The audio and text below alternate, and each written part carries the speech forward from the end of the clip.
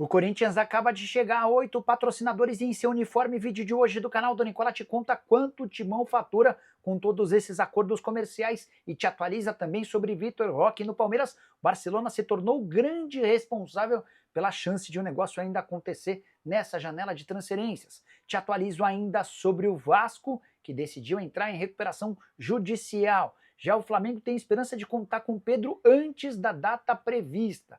Para completar, tem as últimas no mercado, bastidores, finanças, Miguelito de volta ao Santos, baita negócio na Portuguesa, média de público nos campeonatos no Nordeste e muito mais.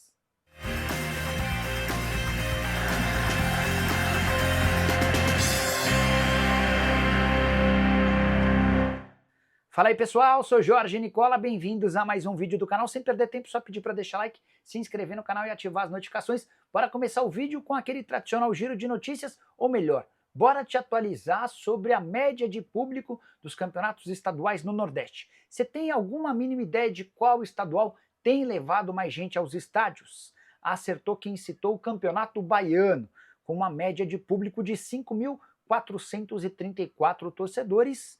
Pouca gente, mas a gente precisa levar em conta de que os grandes times do Nordeste também priorizam a Copa do Nordeste. O Campeonato Baiano tem até aqui 222 mil torcedores em suas partidas. Segunda colocação nesse ranking de campeonatos estaduais do Nordeste pertence ao Pernambucano, que levou 5.071 pessoas por jogo. Terceiro lugar no Campeonato Cearense, 3.552 torcedores por partida. Quarto lugar para o Campeonato Alagoano, 2.034 torcedores. Campeonato Paraibano aparece em quinto com 1.123.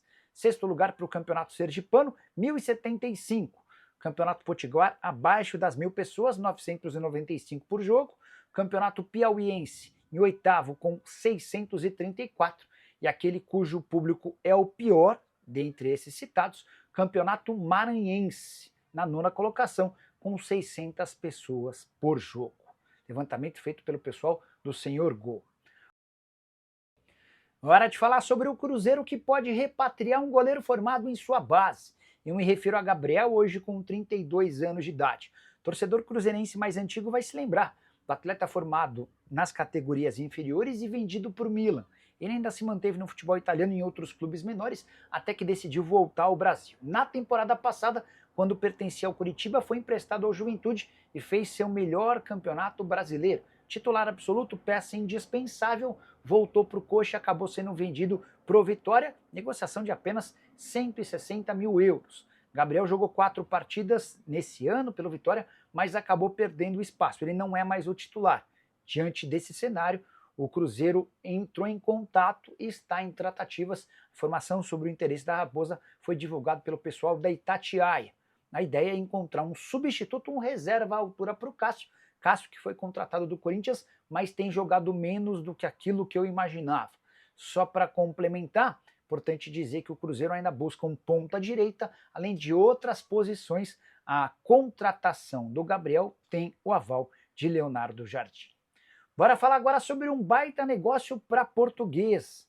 A Luz acaba de vender Renan Peixoto, centroavante de 25 anos de idade, para o Atlético Paranaense. Havia dado a dica sobre essa negociação no vídeo da manhã dessa terça-feira. Operação fechada em 6 milhões de reais por 70% dos direitos econômicos. A Lusa mantém 30% do valor de uma venda futura. E o negócio é muito bom, porque a Portuguesa havia comprado esse jogador de um time da segunda divisão da Áustria em janeiro por 600 mil reais. Ou seja, em apenas 2 meses a Portuguesa conseguiu fazer com que esse atleta valesse 10 vezes mais e ainda manteve 30% do valor de uma venda futura. Renan Peixoto, que tem 25 anos de idade, marcou 3 gols em 11 partidas com a camisa rubro-verde. Ele havia desbancado o Henrique Almeida e o Igor Torres, que chegaram à Portuguesa com muito mais nome do que ele. Esse lucro de 5 milhões e 400 mil que a Lusa obteve com Renan Peixoto será reutilizado na montagem do elenco para a Série D do Campeonato Brasileiro. Só para completar, é importante contar que a venda do Renan Peixoto para o Atlético Paranaense é a maior da Portuguesa desde 2008, quando o Diogo, atacante formado na base do clube, foi negociado com o Olympiacos da Grécia.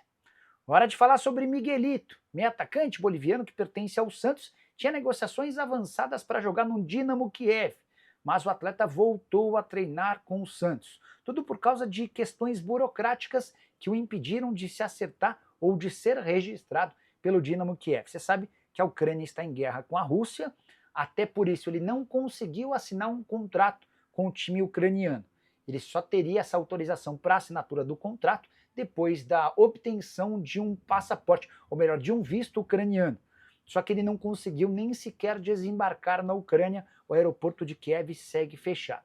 Diante desse impasse, o pessoal do Dynamo procurou o Santos, perguntando se não daria para adiar para metade do ano a negociação que havia sido fechada na semana passada. O Santos acabou concordando, mesmo entendendo que o Miguelito vai ter poucas oportunidades no time principal do Santos, especialmente depois da chegada de vários reforços, como por exemplo o Neymar e Hohlheiser, que atuam nessa função. Dá para imaginar que o Miguelito vai ser utilizado cada vez menos.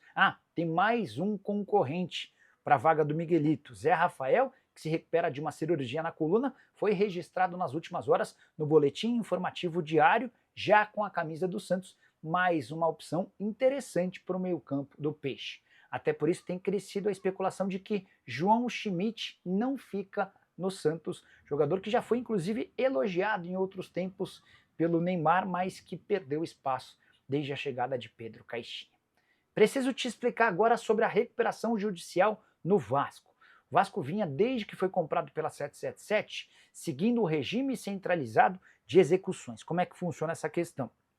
Graças a esse acordo, 20% das receitas mensais do Vasco eram destinadas ao pagamento de dívidas. Então vamos imaginar que o Vasco tivesse fechado mês passado com R$1 milhão de lucro.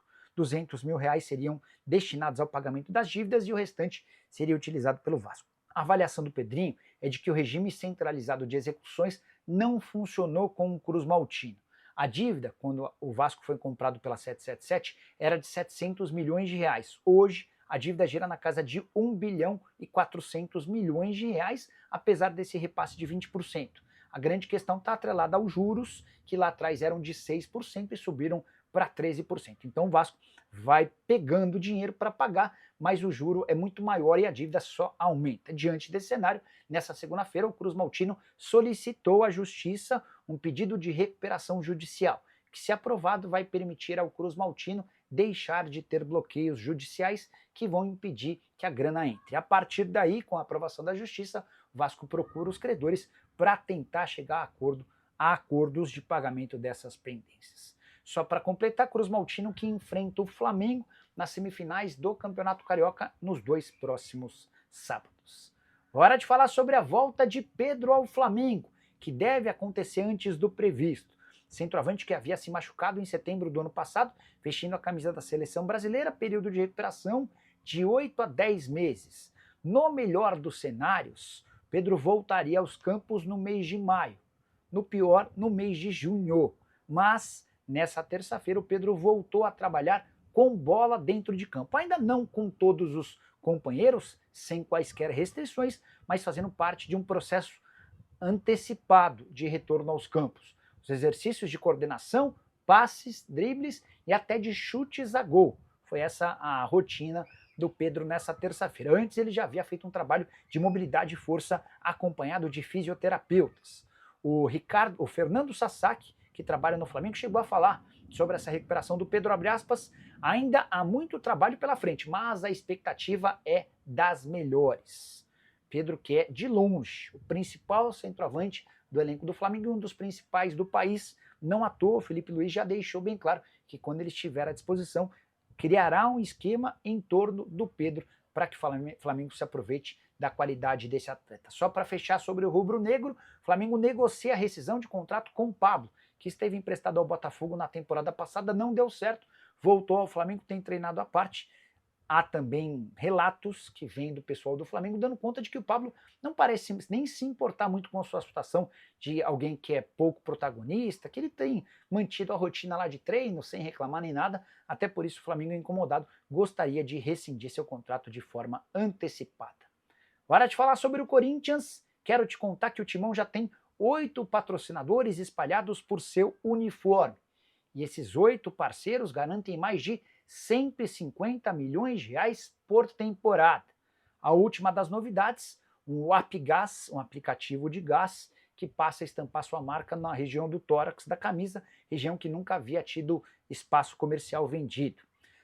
Desses 8 patrocínios, ou com esses 8 patrocínios, restam apenas 2 espaços no uniforme alvinegro. Na barra frontal da camisa, que até outro dia foi ocupada de forma temporária pela Havaianas, além da parte traseira do calção, todos os outros espaços já negociados. Importante lembrar que esses 150 milhões de reais que eu citei não incluem o patrocínio com a Nike, que é a fornecedora de material esportivo. Com a Nike, dá para dizer que o Corinthians já ultrapassou os 180 milhões de reais, bem perto dos 212 milhões no orçamento para 2025. Qualquer clube de futebol do Brasil faz uma projeção orçamentária. Quanto é que ele imagina que ele vai faturar nas mais diversas áreas, com bilheteria, com patrocínio e tudo mais. O Corinthians estimou que receberia com seus parceiros, incluindo a Nike, 212 milhões de reais. Esse número já se tornou bem mais próprio e próximo de acontecer. Só para quem ficou curioso, Esportes da Sorte no Master, BMG na manga, Apgás no tórax, Elétrica Área na barra traseira da camisa, Viva Sorte nos ombros, Easy Seguros na parte superior das costas, Kaczynski Consórcios nos meiões, além de Unicesumar no calção frontal, são os 8 patrocinadores do Corinthians. Bora fechar o vídeo para te explicar e atualizar sobre a citação de Vitor Roque. Palmeiras, Vitor Roque, Barcelona e Betis já chegaram a um acordo.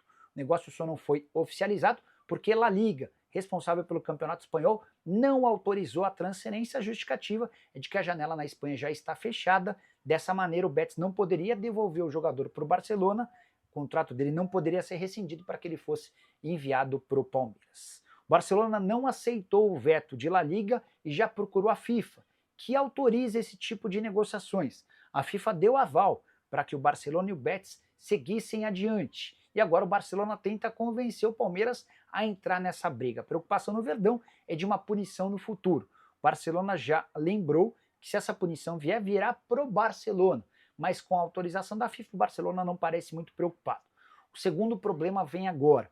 Ainda que Palmeiras e Barcelona comprem essa briga com La Liga, os clubes vão depender da Federação Espanhola para o envio da documentação.